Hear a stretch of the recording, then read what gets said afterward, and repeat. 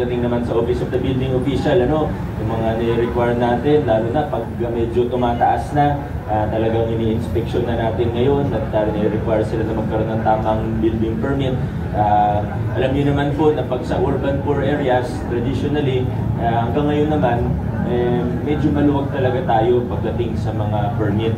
Pero siguro nakita naman natin itong nakaraang mga linggo kung bakit kahit urban poor area yan, hindi talaga tayo pwede pumayag, lalo na pag matataas na, pag mga 4, 5, di ba kahit urban poor area, nakikita natin may 4-story, 5-story, may nakita ko hanggang 6 stories sa ibang urban poor areas natin, kahit na gusto nating sabihin na, o kaya gusto natin silang pagbigyan, safety.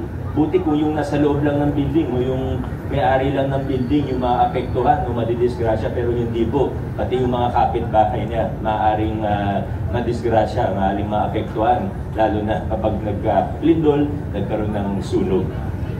So, talagang ng instruction natin sa Office of the Building Official na lalo na pag nakita natin lumalagpas na sa 3-story ang isang residential building, kailangan mahigpit na po tayo pagdating sa mga requirements natin. Dahil ito po ay hindi para pahirapan ng mga residente, kundi po para sa kaligtasan ng bawat isang pasigidyo.